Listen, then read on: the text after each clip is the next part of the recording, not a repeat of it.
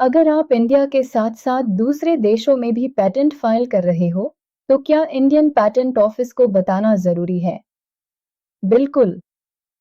Section 8 of the patent act यही rule set करता है। नमस्ते दोस्तों, आपका स्वागत है पेटेंट एक्ट 1970 के एक और सुपर इम्पोर्टेंट सेक्शन के ब्रेकडाउन में। आज हम बात करेंगे सेक्शन 8 की, जिसका कनेक्शन है फॉरेन पेटेंट एप्लीकेशन से। अगर आप अपनी इन्वेंशन के लिए सिर्फ इंडिया में ही नहीं, बल्कि यूएस, यूरोप, जापान या किसी और कंट्री में भी पेटेंट फाइल कर रहे हो, तो इंडियन पेटेंट ऑफिस के सामने कुछ इन्फॉर्मेशन कंपलसरी देनी होती है, वरना आपकी इंडियन एप्लीकेशन रिजेक्ट भी हो सकती है। तो चलिए देखते हैं सेक्शन 8 क्या कहता है।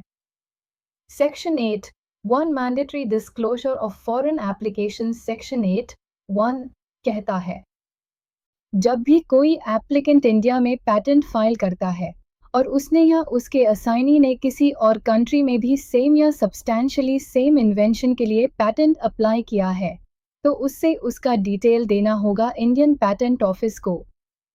मतलब, आपने इंडिया में पेटेंट फाइल किया, उसके पहले या बाद में आपने सेम इन्वेंशन के लिए यूएस और जर्मनी में भी फाइल किया, तो आपको बताना पड़ेगा कौन से कंट्रीज में एप्लीकेशन फाइल हुई है, फाइलिंग डेट्स क्या है, स्टेटस क्या है, पेंडिंग है या ग्रांटेड। ये डिटेल्स आपको प्रोवाइड करनी होती है फॉर्म 3 के थ्रू। और अगर बाद में और कंट्रीज में फाइल करते हो, तो विद इन 6 मंथ्स उसका अपडेट भी देना होता है। Section 8 two information upon controllers request. Section 8 2 थोड़ा और स्ट्रिक्ट है। कंट्रोलर ऑफ पेटेंट्स आपसे कभी भी पूछ सकता है, मुझे बताओ कि फॉरेन पेटेंट ऑफिसेस ने आपकी एप्लीकेशन के ऊपर क्या एक्शन लिया है, क्या ऑब्जेक्शंस आए, क्या सर्च रिपोर्ट में कुछ रिजेक्ट हुआ। और एप्लीकेंट को ये इन्फॉर्मेशन देनी होती है स्पेसिफाइड टाइम लिमिट के अंदर। एग्जाम्पल, अगर यूएस पेटेंट ऑफिस ने आपके क्लेम को नॉवेल्टी के बेसिस पे रिजेक्ट किया है, तो आपको वो ऑब्जेक्शन और डॉक्यूमेंट्स भी इंडियन कंट्रोलर को डीन होंगे। क्या होता है अगर सेक्शन 8 फॉलो नहीं किया? अगर आप इंटेंशनली या नेग्लिजेंटली ये इन्फॉर्मेशन नहीं देते, तो कंट्रोलर आपकी पेटेंट एप्लीकेशन रिफ्यूज कर सकता है। और अगर पेटेंट मिल गया और बाद में पता चला कि सेक्शन 8 वायोलेट हुआ, तो पेटेंट रिवोक भी किया जा सकता है।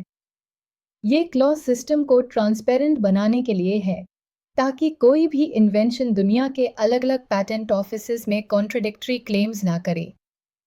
सेक्शन 8 का objective ensure transparency, help Indian patent office evaluate global prior art, prevent double patenting या कॉन्फ्लिक्टिंग क्लेम्स। ये section specially multinational applicants, pharma companies and startups के लिए इम्पॉर्टेंट होता है, जो एक हाई इन्वेंशन के लिए मल्टीपल जुरिस्डिक्शंस में पेटेंट फाइल करते हैं। अगले वीडियो में हम डिस्कस करेंगे सेक्शन 9, जिसमें बताया गया है कि प्रोविजनल स्पेसिफिकेशन और कंप्लीट स्पेसिफिकेशन के रूल्स क्या है और कौन से फॉर्म में क्या फाइल होता है। अगर आपको ये वीडियो पसंद आया, तो लाइक करो, कमेंट करो अगर कोई सवाल हो, और चैनल को सब्सक्राइब ज़रूर करो, क्योंकि पेटेंट एक्ट का हर सेक्शन हम सिंप्लीफाई कर रहे हैं, बिना लीगल जार्गन के।